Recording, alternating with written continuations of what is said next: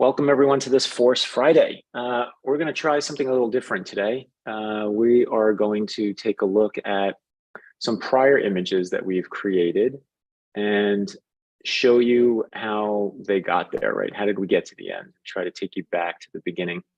And along the way, obviously, that's where the education will come from, right? It's like, how did you actually make this? What was your thought process, for both of today, Swenley and myself? We'll see if Mattesi comes in later. I do have his work, so we'll get to see some of that. And you're seeing something a little bit different from each one of us, which I think will be really unique and cool for today also. Before we get started though, there's a couple of things I want to bring up.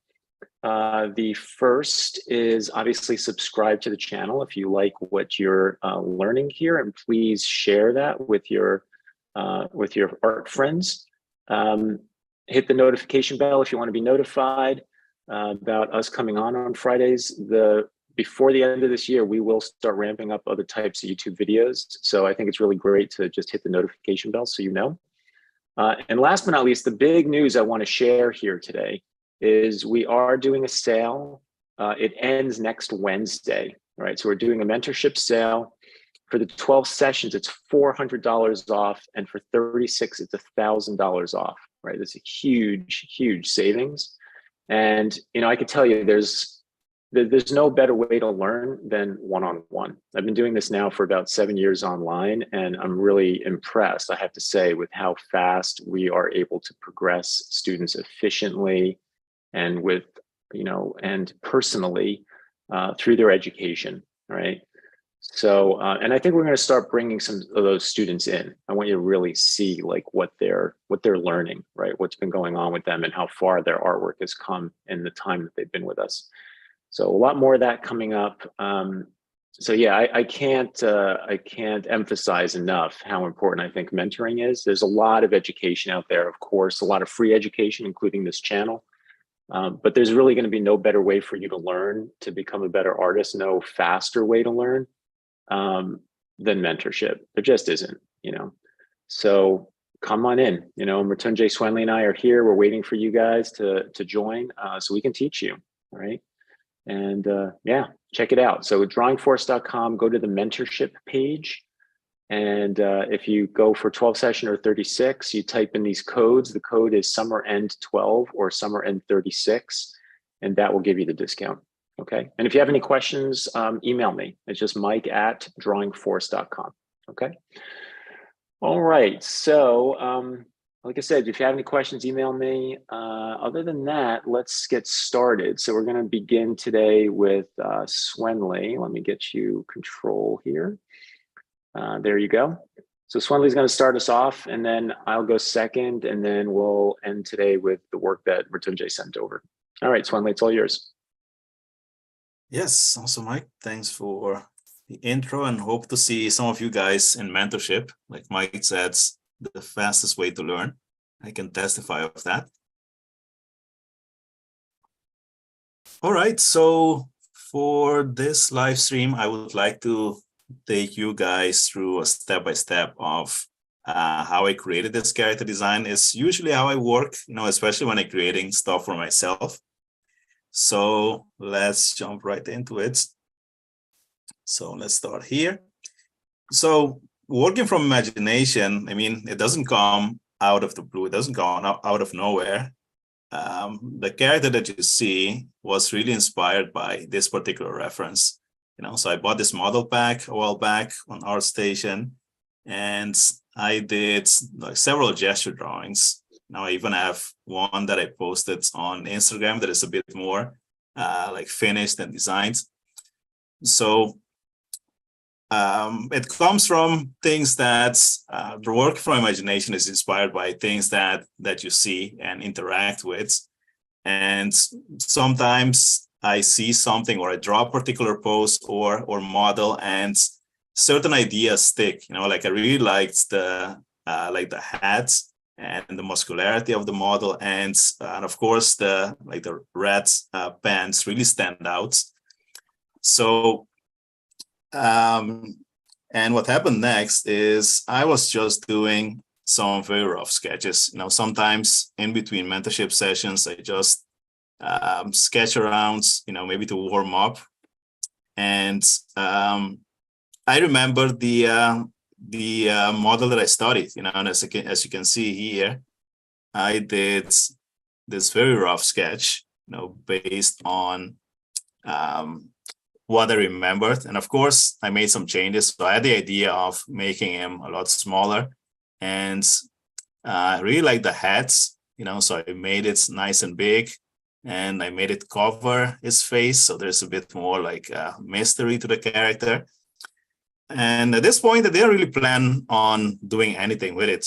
You can see very simple sketch. And I think someone wrote early in the chat that there's a C curve for the torso. Super simple four shapes. Some wrapping for form. I experimented with different angles for the arm and the swords. I decided that stretching the arm in contrast to the bent arm, of course, makes it a bit more interesting and dynamic. And then I thought, well, this looks pretty interesting. Let's see what happens if I do another pass. So again, super rough, as you can see, even some colors, just to get my ideas down. And I had the idea of adding like this ribbon. Like I like animation, so I'll always am thinking in terms of things moving and what would be cool to animate. And I thought it would be cool if when this guy runs around, that you have this ribbon that can serve as like an overlapping or secondary action, like just blow around in the wind. And as you can see, I also refine the other characters. So I was basically working on like this whole page, and then I thought, well, this looks pretty interesting. And then that was a couple of days, maybe a week later or so, I came back to this page and I thought, well, this has some potential. So let's work on it further. So I took the sketch, as you can see here, so same sketch as before, and I did another pass on top, as you can see here. So now I started to go into the details. So now before it was super simple, just to pose some simple shapes. And now I went more into the details, tried to get some more character to this guy and figure out, I thought, going back to the reference, the pants that the model had was quite wide. And I wanted to bring some of that idea in here. So I thought, let me widen the pants a little bit. And I think, again, in contrast to like the small size of the guy, that would make it more interesting. So I did another pass, and hopefully you see that I didn't create like a perfect drawing just from the start. It happens in stages, and that's why we teach students to iterate even when working from the model. So this is automatically in my system now. I know that there is no pressure. I can just keep working and working on the drawing and improve it, make it better. And then after that, I did a cleanup. So I just took this drawing and here I did a cleanup. So if you're wondering on the technical side, this is the force gesture brush. I just took the opacity sensitivity off, meaning that normally it's set to pen pressure, so you have like a softer stroke. Here, actually, I have it in here. I think it's this one. Let's see. Yeah, so if we make this black, so this is fairly opaque. So this is the brush that I use to clean this up. And besides being opaque, of course, the force gesture brush has a nice texture to it. So I really like the effects, that it brings to the artwork. So I used the force gesture brush and just did the cleanup, and with cleanup, most of the time you hear people say that, they don't like cleanup because it takes all the energy of the drawing. And it really depends on how you do it. Over the years, I learned to clean up with the same like forcefulness and looseness as I do the sketch. So I'm still drawing the same way, essentially. It's just it's more efficient because I already have all the work underneath. So if I clean up the drawing, let's see. So let's go over here and I can quickly show you guys what I mean. And let's go to this layer. Let's go back to black. So if I were to clean up this drawing, I would do this very forcefully and loosely. So believe it or not, this is how I clean up.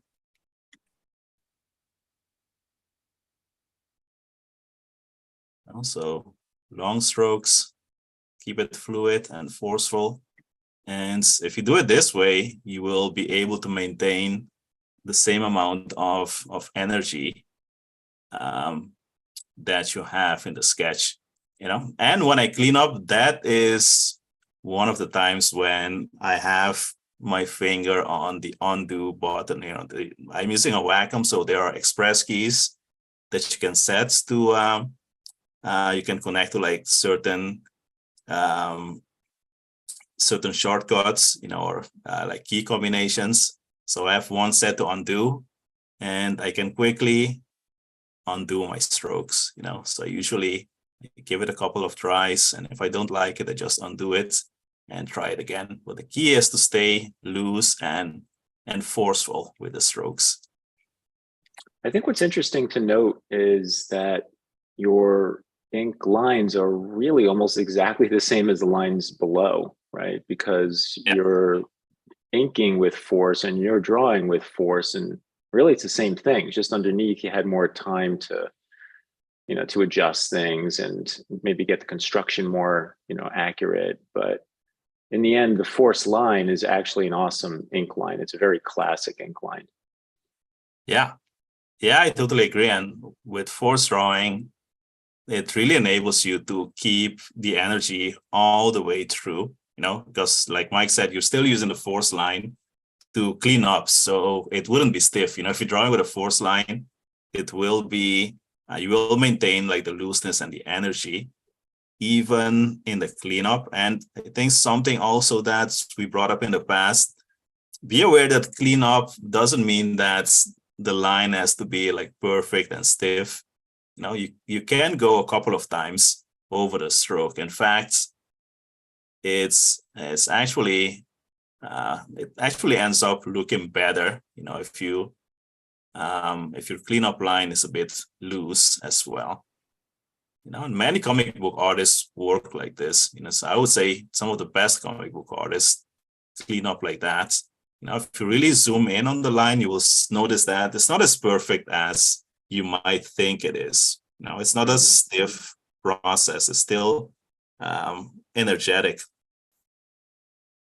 Any questions in the chat, by the way, about what I'm speaking about? No, it's all good. All right. So yeah, just some quick tip on cleaning up. I also want to just call out, earlier you started off with the reference of the guy, and then you went off and you started sketching other poses. And man, is that an easy sort of jump to just have conversation about? But that is a massive skill jump right there, right? That's massive. The idea of taking a reference and moving it in space and turning it and then going, to this page 2, going to all different poses and characters, right? Like this is drawing from imagination mixed with reference and moving the camera around. That's, that's after you know how to draw, right? Like just the act of knowing how to draw in itself is a mountain climb, an exciting one. I'm not saying obviously we shouldn't all take it. Swenley and I are here to say it's fun, to be on the mountain, but that's where all the work is at, right? Is to get here. This is fun. Once you get here, it's all gravy, right? You get to the top of the mountain, and that's where the giant clubhouse is sitting, right? like, wow, now, okay, I can have fun with this. I like this reference. So let me see what I want to come up with, right? I'm inspired, right? I'm inspired as an artist. I'm inspired by this idea. Let me see how I can use it to create my own imagery, you know? Yeah. Yeah. And speaking about that, I remember that's one of the most frustrating things for me before force drawing was posing my characters, you know, because I just couldn't get the body to work in a lot of occasions. You know, and with force, of course, we learn the templates, which helps you understand how the body works to perform different actions. So now posing is like super easy, you know, at least the technical part. I mean, I need an idea of what type of pose I want to go for a specific character, but the act of making the body work, that happens really fast, you know, because I know the templates and I've practiced drawing thousands and thousands of poses at this point. So let's see. So yeah, so the force gesture brush, you know, for those of you who have the brush, you can try this out and use it for inking. So, and I also added some small cast shadows here and there, as you can see. So let's grab this color. Yeah, it's interesting. You know, there's a lot online, right? Well, there's a lot on the internet about line right now. You know, like you know, Stan, obviously Proco, he put some stuff out online, and then Ben has put some stuff out online, and it's all great. I think it's really awesome and exciting. And you know, we're line artists as well, so I really appreciate all the educations going on out there. You know, in the force line, as you'll find these other instructors are talking about, they won't obviously call it the force line, but that force line, that line of coming and moving and leaving moving, is the quintessential like line, you know. And then there's tricks about why to go thick and why to go thin and where to do it. And there's all different ways of managing line. You know, Swenley here has put some thicker shapes and thicker lines like under the stomach, for instance. And as he just said, it adds weight to it, right? And it gives it a little bit of a drop shadow, which also insinuates weight in a sense. So, you know, and this is the trick to keeping the stuff alive, you know, and moving is to get that line to have that taper. So it feels like it was made with some speed. You can get rhythm to work if your line's very angular, but man, it's trickier. Like you have to really understand the rhythms of the body well enough to keep it moving, you know, keep things moving well. Yeah. Yeah, indeed. Good point about the line weights. Of course, we use it in force drawing. We use it to show areas of applied force. Now, it usually occurs like in the apex of a curve or when something is hanging. So we're basically using the visual weights of the line. Like in the case of the stomach, for example, we're using the visual weight of the line to represent the physical weight of the stomach. So that's one of the uses of line thickness indeed. And another thing that you could notice here is I slightly changed the shape of his span. So if you look at like the pink drawing underneath, it was a bit, let's see if you can see it here. Yeah, so here it wasn't too crazy about the shape. It's a bit symmetrical right here. If you look at this, maybe this is clear. So if you look at these two shapes, now it's very close to being symmetrical. So I noticed that I started to lose some fluidity in that area. If you compare it to the other side, this is a force shape. You know, this is a straight side and with a curve. So this is far more appealing as a shape and much more fluid and forceful. So in the next, I just did another iteration on the cleanup, and that's another thing. Cleanup doesn't mean that's it. You know, usually I do the cleanup maybe I do like 2 or 3 iterations. You know, like certain parts will work, certain parts I see that it can be improved. So I just copy the line drawing, so I have the previous version, and then I erase the part I want to redo and just redraw it. You know, and maybe I have to do that like 4 times, 5 times before I'm satisfied with the whole thing. You know, so you can iterate all the way to the end. You know, doesn't mean that because you're cleaning up, all of a sudden you're bound by this drawing. So what I did here is it's mostly a change of angles. Like, of course, I added like more applied force to that curve, which causes this to come out more. So we have a better shape now. We have this curve on this side and the straight on this side. So this is much more appealing. So it matches the appeal that we have on the other side there. Let's see what's next. So once the line drawing is done, then we can go to color, of course. And the way I usually work, without going too deep in the color theory, because that's like a whole class by itself, but in simple terms, I just think about what value I want the character to be. Do I want the character to be light, like medium, or dark in its value? So this is pretty much a medium value, meaning that it's like more the middle of the scale. And that's another thing, speaking about value comes before color, actually, because that's like the value is what helps things read. So in terms of learning color, you want to start, like, if we talk about the order of importance, is first of all value. So how light or dark is an object, and then you have the saturation of the color. So is it like super bright, or is it gray? So saturation, and last comes a hue. That means what color it is. So this is the order that you should learn and think in. Because if the values are not correct, you can do all you want with the color, but things won't read because there won't be enough contrast to make the forms clear. So you need to make sure that the values are correct, and then the saturation, and at the very last comes the hue. So what I did here is at this point, I normally do these two steps in one, meaning that I pick one color, and then, as you will see in the next step, I play with the value and the saturation. So this is all the flat color, and here I started making things lighter and darker. So it's all relative to the value that I started with. I started with the mid value, and then I decide what do I want to be lighter and what do I want to be darker.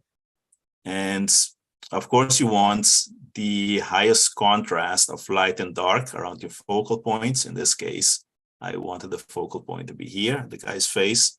So you have the darker value of his head against the lighter value of his skin.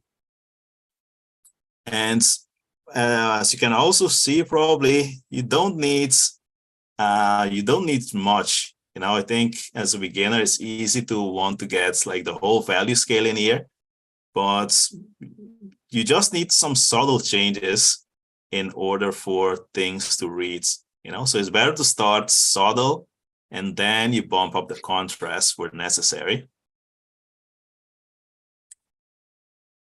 And then, so like I said, here I played with the value and the saturation. So as you can see, like these areas are like grayer. The blade is a bit grayer. It's still red. You still have some color, but it leans more towards gray than towards a completely saturated version of the color, like the pants, for example. So I played with value and changed the saturation.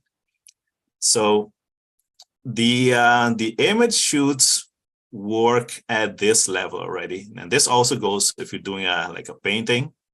Same principles applied.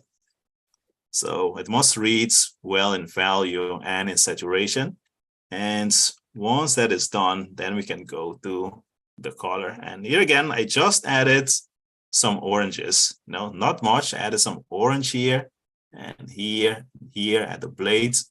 And I think I also changed the color of his pants slightly. Yeah, it just leans the red towards orange a bit more. So again, you don't need much in order for this to work. Now you want to keep things simple and subtle and just bump up the contrast where needed, to create a focal point. So I don't know if you brought this up, Swanley, but one thing that struck me, even when the figure was just solid red, is the silhouette.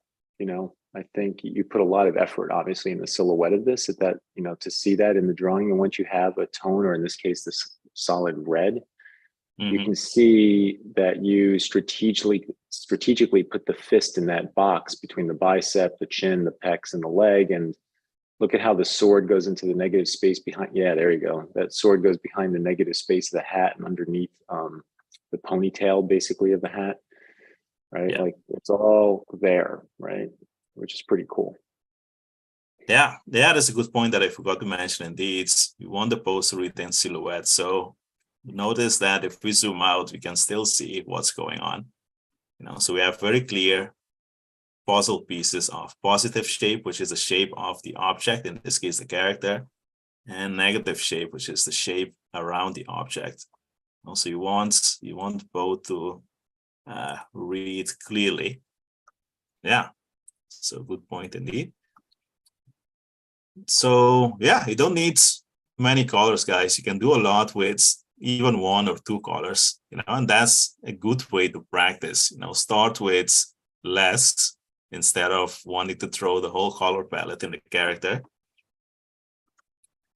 And after that, I don't know how visible it is on the screen, but I added, just to make the skin a bit more like rich and alive, I added some subtle greens and reds, as you can see, maybe around the chest, and some more saturated reds around the elbows and the face, and the knuckles.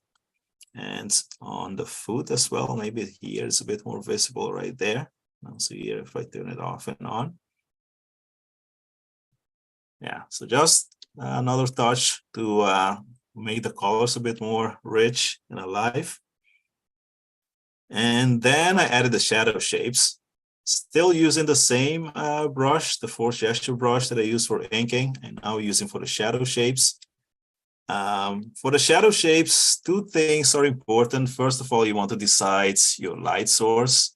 And usually I just draw like an arrow. This is normally called the key lights, the primary light source.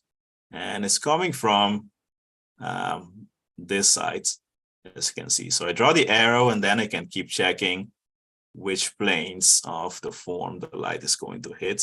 That makes it very easy and straightforward for me.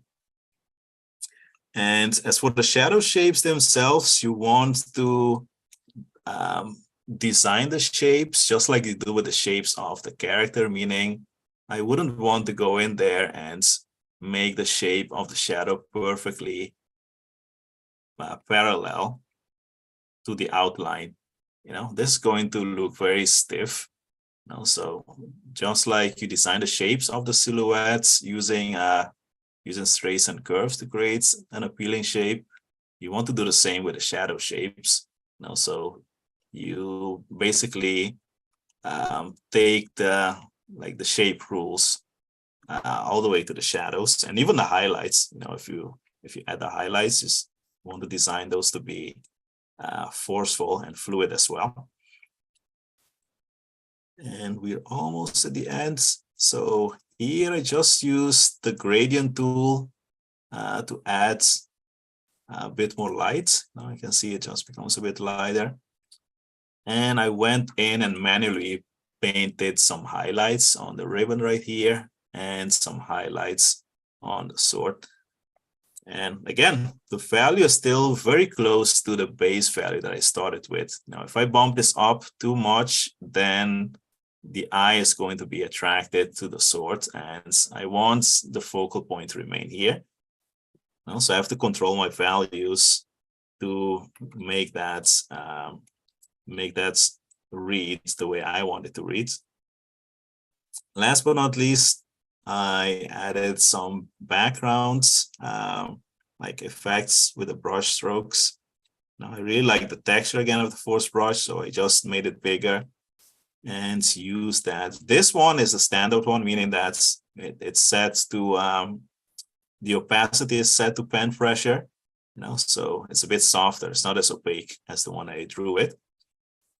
So added the backgrounds and added some force arrows to finish it off.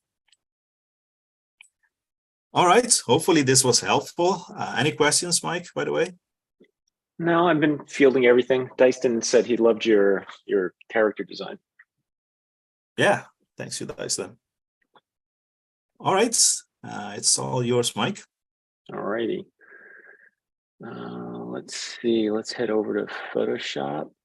So just to reiterate, for those of you that came in later, we are holding a huge sale right now on mentorship. So if you're enjoying what we teach here at Drawing Force, I should say on Force Fridays, what we do is we teach that on an individual basis, face-to-face through Zoom, on a one-on-one basis through mentorship, right? And we usually sell the packages in groups of 12 or 36 sessions. So right now there's a big sale going on that. So, if you like what we're doing, this is where you learn it, right? And it's personalized, of course. The speed is dictated by you, how fast or slow it takes to learn certain subjects.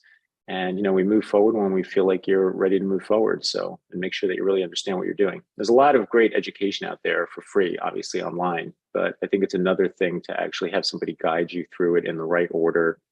Make sure you really understand everything as you move along. And because of that, personalization, I think it moves as fast as it possibly can. Okay, so with that, let's do my segment. I brought in this drawing, which is kind of obviously an unfinished drawing, but I brought it in because we talk so much about gesture in force, and here's the flip side of it, which is to dig into the details, right? And like how does that happen is really, I guess, the big question.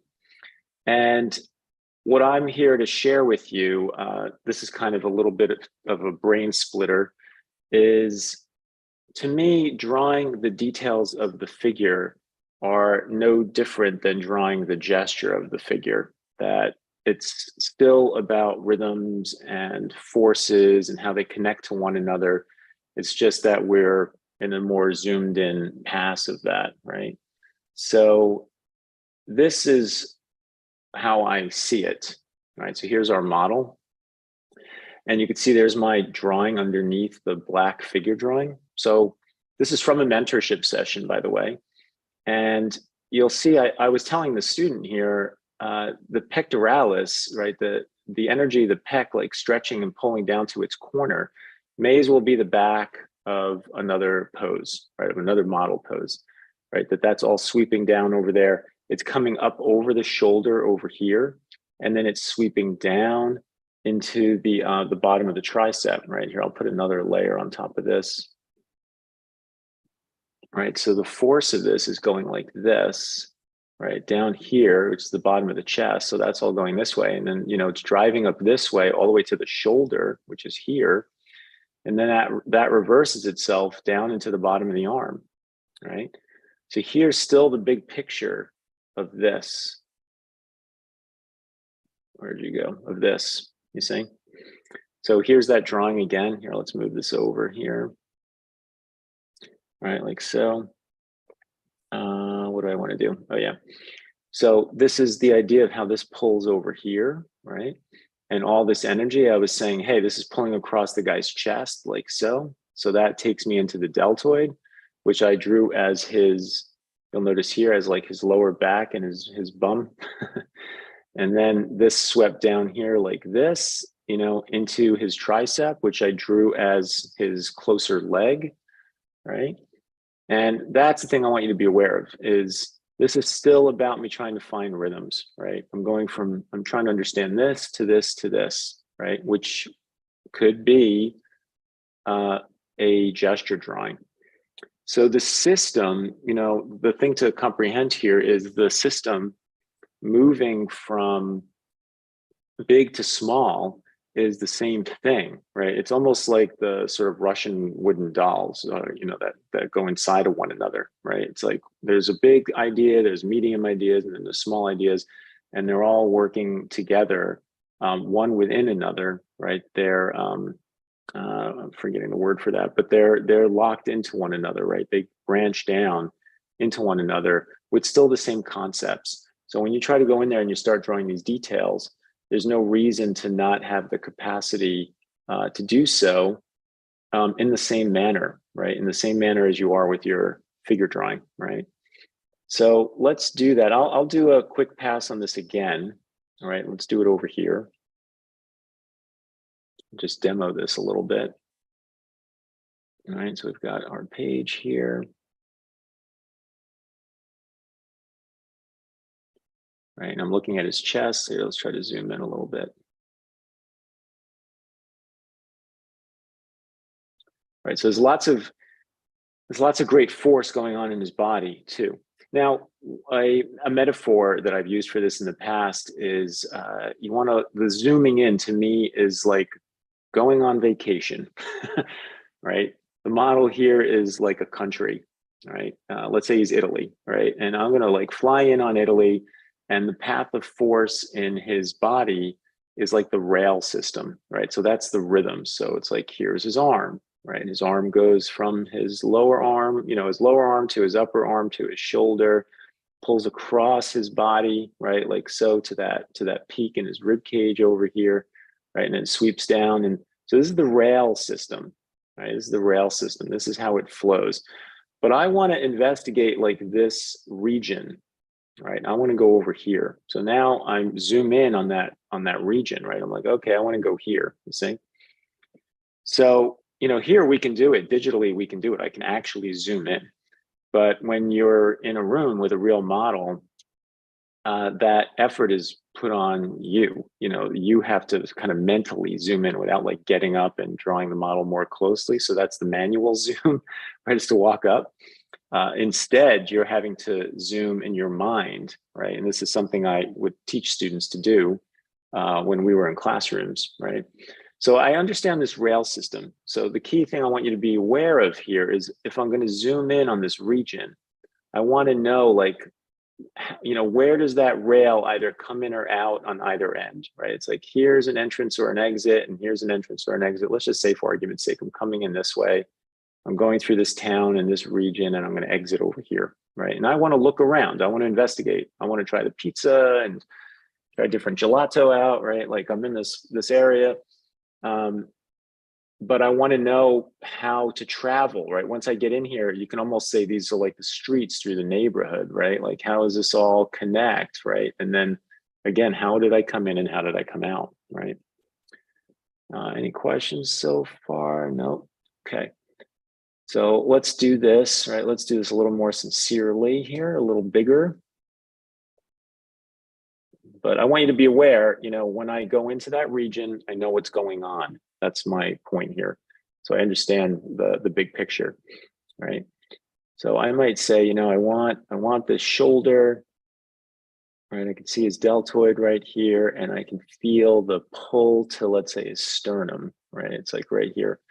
So when his chest is like this, it's on this diagonal at the bottom, and we've got his pectoralis, and that comes in sweeping over, right? So here's my zoom in, and I know that, this is going this way, right? And this is going this way, right? Or let's say coming in, I'm going this way. I'm going to go through this region. And then what's really cool is there's this nice little windy thing that happens down here with the rail, right? So this is it, right? Like here's my gesture, basically, here's my gesture of this area, right? And I could say, wow, there's a lot of energy happening here in the deltoid, right? So it's like this. And this is over here like this, right? And we've got his chest over here. And then the other end, I'm aware of that the relationship here is this pulling that's happening between here to here, right? And then this is going to go like this, right? And that's what I want to start working on, right? So I start sculpting with that, all right?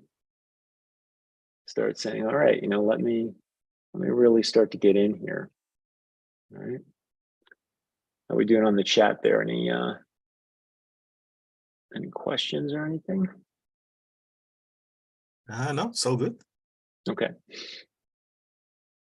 All right. So if I want to start sculpting and, talking about line, it seems like line's the subject of today. In force, this is one of the things that you're not going to hear out there, of course, because we're the ones teaching the force approach. But thicker line also doesn't only show weight, it doesn't only show depth, but it also shows force, right? So me having that thick line out there on that shoulder is saying, man, there's a lot of energy there, right? So if I grab my applied force color, right, there's a lot going on right there, right? I want to push this up like so, and I feel it also over here, right? So now I've got that. I like how this deltoid feels like it's asymmetrically like pulling. I don't know if you guys can see that, but it's like pulling, it's pulling this way because of the turn of the bicep, right? The turn of the, you'll notice his forearms kind of, it's not just opened up the arm, but it's rotated, right? And that's cool, right? I want to make sure I get that. You got to find the cool, and what makes it cool, what makes it unique, right? His arm, I like how it drops out there. Say his his lats are about here, right?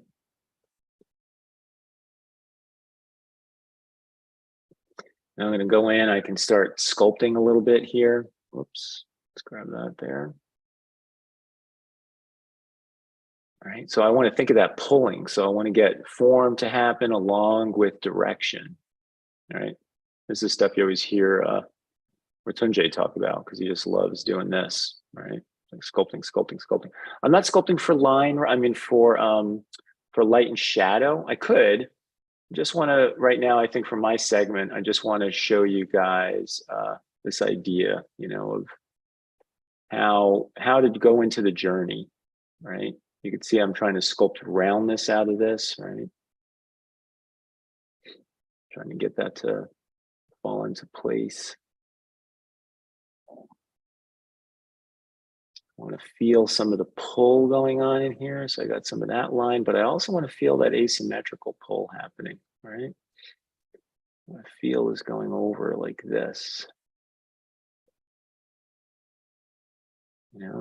There's dragging out of here. This is all kind of shooting down like this, right? So this is how you use line to basically ink, right? Maybe one day we'll do a video specifically on that, but I'm inking with force, right? That's what's happening here. I want to feel all this energy coming out of here, this pull from the corner of the pectoralis there, right?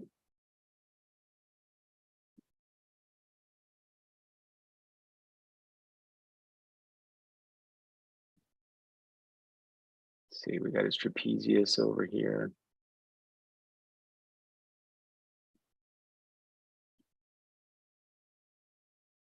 So we can get some form here in his lats.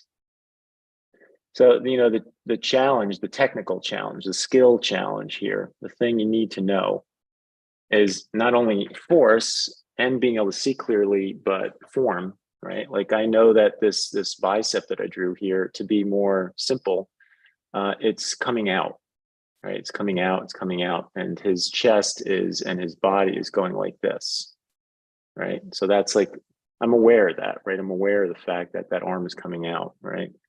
So that edge of the bicep right here, that corner right there, you see was helping me think about that. So that's how it's like going underneath the bicep, and this is called the brachialis. That's all going underneath the deltoid there, right? So the trick is, can you sculpt force and form, at the same time and try to get structure out of this, but try to keep the energy going at the same time, right? So now I'm like just trying to get some of that roundness going on the other end of the bicep, and it kind of flattens out. It's rounder up here, and it kind of flattens itself out a little bit down here. And with sculpting, man, you can get really precise, extremely, extremely precise if you wanted to, right? Which is also pretty amazing. So what I was going to say is here before I was on the lats, and the lats are going down this way, right? Like so, in space, right? So Could try to pull it out a little bit like this, but I can also go in there and say, maybe here I want to talk more about roundness, or do I want to push it? And that's where you start having to make your own creative decisions on it. You want to talk more about force in this particular location, or are you looking to talk more about the form of things, right? Some shadow in there and in here. See, it's dark there, but not as dark as it is right here. Right. And I'm doing the shadow, but also notice I'm doing it in a forceful way. I'm kind of still moving in the directions that I want to be moving. All right. So it's like this. It's really dark, actually, right there. Very soft edged. I don't want to get too much into a painting thing, but and then this is all very dark, right? But I can do it. Set the lighting up with the direction of the brush, right? So I'm going this way. Any questions? We still doing okay? Yeah, so good. Okay. So that's my segment. I just want you guys to be aware of how a gesture is a gesture, but a gesture can also be found in smaller areas of the body, right? That we're still looking for rhythm, we're still looking for forces, and we still have this happening in here, right? Even the smaller areas of the figure, right? And when you get in there, the specificity that you can get out of a force surface line in order to sculpt out the forms, and the pinpoint accuracy you can get on that if you wanted to, right? So keep things alive. Remember the trip that we talked about today, going on vacation, you're going to a country, you want to know the entry and exit points of your travel when you zoom in, and then let that help dictate for you how you're going to sculpt in that particular region. Okay. All right. So with that, I'm going to take us over to Mrityunjay's work. It kind of is a really good connection to what he brought in today. So Mrityunjay went in and he did more sculpting also, and he brought in an example of Frazetta, who I think we can all agree on is the master of this conversation, right? This is the piece that in mentorship, we have all of our students do some studies of, because you can see with a brush, I think one of you, it might have been Synopsis mentioned earlier, Frazetta was using a brush, right, to ink this with, which if you've ever tried it, you'll appreciate this that much more, and recognizing how skilled you need to be to draw lines that are this controlled and at this scale, this small, this well, right, to be able to achieve this, right? So you look at like this zombie's back and you'll see he's force sculpting, right? He's doing exactly the stuff that we teach, right? And it's what I think makes Frazetta rare, by the way. He's the rarer artist, because he's talking about form, but he's keeping things alive, right? Like Frazetta is known for drama, right? Like just so much in, so much theatrics and so much drama in his work. And he's doing most of it out of his head, right? It's not like he never used reference, but most of it's coming from his imagination.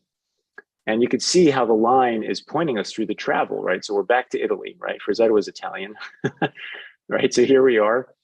And we're going from like the obliques up the back, over the top of the traps, and then down and around the arm. So here he goes round, round, round. So the silhouette holds the force rhythm, right? So he can go around here, and it's because he wants to talk about space. But over here, all that force is sculpting across the body, right? So you could see over here that Mrityunjay was talking about those ideas. It's not exactly right off of this, but you can see how he's pointing out all of the different rhythms. He's using the force gesture brush to sculpt, and just look at how much motion he generated between the stomach, right, over the obliques and down around into the back. I love all the work he did over here, right, around the lats and the scapula sitting over here, and how that sweeps its way over. And then, like he mentioned here, he's got this nice rhythm that's going on in the arm. Okay, let's see what else he sent over. Check this out, right? One of the most challenging areas of the human body to draw, of course, are the hands. And this actually goes back to what I was talking about, which is the macro and micro. So It doesn't only need to be gesture drawing. Force isn't only for gesture. You can draw details. You can draw anatomy with force, right? And this is where you're trying to keep those smaller areas alive. So this drawing is really like a figure drawing, right? It's a gesture drawing, just different subject, but handled the same way, right? So just to repeat Mattesi's arrows here, like look at this, right? Look at that. And how I really love this. Like, look at this as it sweeps its way into the pinky. All right, you see that? Like, that is really awesome, right? And then that also goes out into the other fingers, right? Like so, and like so, and like so. So there's a gesture, and you can see he was bringing it in from underneath here, right? So now we've got that to that to that. That's how you want to start a drawing like this, believe it or not, is you want to use soft touch or ghosting to build your way into that gesture, and then start building the forms. The forms will evolve out of those gestures and get you to a place where you're drawing hands like this, right? I know hands is the thing that like everyone's like, oh my God, I don't want to draw hands. But once you know how to draw and you understand that you give yourself the room and time to build up with force, form, and shape, they're addictive, right? Hands are, if not as good as drawing gestures, if not better, because of all of the intricacies and all the things they can do. It's like all the gestures that you can get out of hands, right? Going back to the Italians. All right. It's all about Italy today, folks. Food, gestures, right? I could say that because I'm Italian, right? So all that fluidity and gesture, right? So beautiful drawing, right? Man, look at that hand drawing. Just fantastic. Here's another back, right, that Mattesi drew. So again, force and sculpting. I love that there's a combination here of like the angularity and the cornering that's happening here, and yet the fluidity. Look at the greater trochanter here and all that line he just used to kind of grab around that and sculpt that leg, and how here he went into the oblique, right? And you know, it's the practice. The more you do this, the soft touch approach that you use, and the more you put down line, this is a lot of line, right? You're going to get better, right? You just gotta muscle through it, right? You have to have the courage to just muscle through this and get the work done and get in the practice and control that line, right? I just had a mentorship session I have every Friday right before we come online. And the one student is working on sculpting right now, and she's using a pen right now, but you know, the lines were not in control yet, you know, and I try to tell all the students that, you know, that just takes time. Like, let's just at least get the thinking right, that you're going around form correctly. And with time, you will gain skill. You'll gain hand control, right? You just got to put in the practice. All right, let's see. Last but not least, Mattesi sent over this sketchbook page, which is pretty cool, right? It's really fun to see this full figure. So this is done with a brush marker, right? Like with a brush marker. And here you could see how he's sculpting out different perspectives with the head. You know, he's got all these kind of arms and heads going on over here. So quite interesting. Some feet. This guy is entrapped here. I don't know what's going on with this poor guy. All right, just surrounded by arms and hands. Yeah, just really fun. So as a treat, Mattesi sent us a video of this so we can actually see how he created it. So I'm going to share that with you now. Okay, so here it is. I'm going to hit play here, and then we'll see. I'll probably scrub it, but I know it's already sped up, so you can see. Right, so he's got a brush marker going on there, right? And you can see, yeah, you can see the quality of the line, right? Notice the thick to thins even in the muscles, right?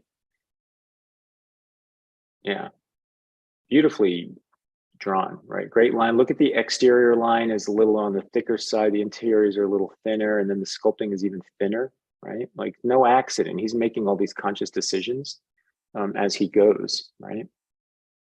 And he's drawing more directly as well, meaning he's not doing all the things on paper. Yeah, let's not forget that. Yeah. Yeah. Now he's not doing, I think this is from I think I could be wrong. I think he's going off of a reference, so that allows you more opportunity to draw direct, right? But still, it's no easy task to, you know, to be able to do this, right? You know, this is like doing the trampoline with, I mean, not the trampoline, but doing the tightrope with no net, right? You have no net, there's nothing to fall back on, there's nowhere to really hide. You know, if you're going to fall, you're going to fall, and that's it.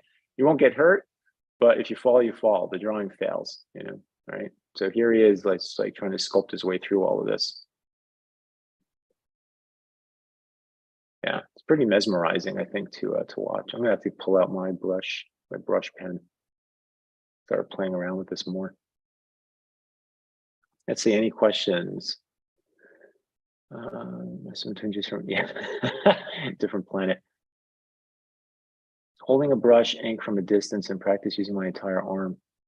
Yeah, so synopsis talks about like distance. You can see Mrityunjay here, what he's doing is he's keeping his wrist down.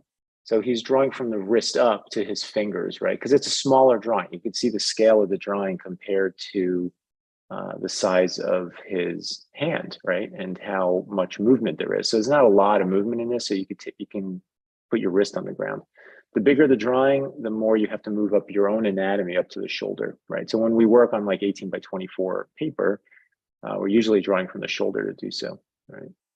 So you can see he's getting more blacks in there, right? So he started with the general idea of the contours, right? The main contours, the main forces. He sculpted in the beginnings of the surface lines. And now he's starting to thicken some of that stuff up, right? He's starting to go into those deeper blacks, right? So pretty cool. Let's see how we're doing here. Yep.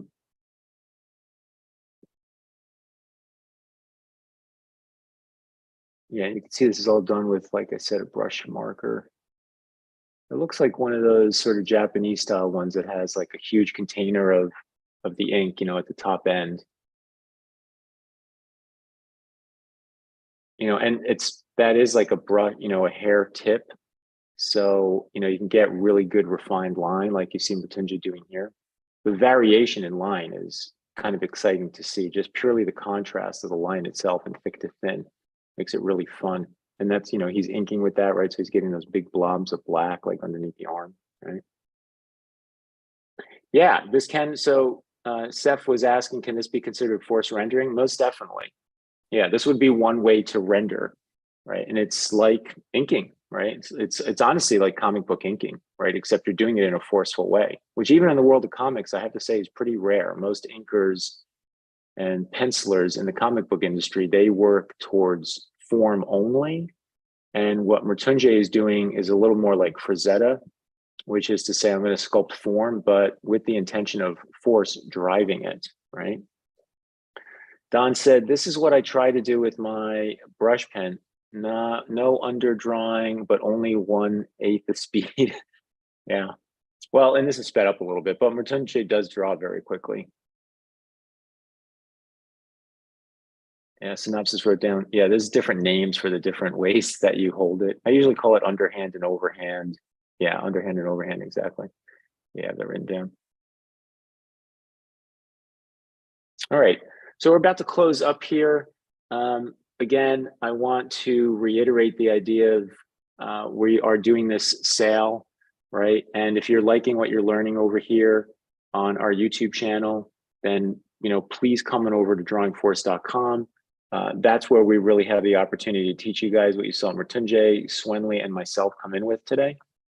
And to give you the details on that again, where did I put you? Sale, here we go, right? So the sale ends Wednesday, right? So it's only 5 days left, I believe, right? 5 more days. It's summer end 12, summer end 36. If you have any questions, you can email me at mike@drawingforce.com. It's $400 off 12 sessions and $1,000 off of 36, right? So can't beat that. That's pretty amazing, right? So other than that, we will see you guys next Friday. I think we're going to have a quite interesting, session for you next Friday. So make sure you come on back. Okay, hit that notification bell, right? So you know that we're coming on. Anything you have to say, Swenley, before we leave? No, it was exciting. Showing you guys the process. And again, people often have this misconception that force is only gesture drawing, but it's not. It's a full drawing approach, and hopefully you have seen that today. Yeah, I agree. That's a great way of putting it. What we teach is really a full drawing approach, soup to nuts, right? So we can take you all the way from the beginnings of gesture and understanding movement in the body through sculpting and shape design, anatomy, and take you all the way into line, and then we can, in mentorship, we do actually help with some color theory, some painting, composition, how to draw clothes, all that stuff happens in mentorship, right? It doesn't happen so much outside of there. But in mentorship, we take people all the way to the end. If it means getting a job or a portfolio for one, or a portfolio for school, or you may be a hobbyist, or maybe you want to do pinup art, whatever it might be, commission work, right? We do all of that. So come on over. We hope to work with you soon, and we'll see you next Friday for another exciting session. Take care, everyone. Yes, see you guys. Bye-bye. See you, Swanley. Bye-bye.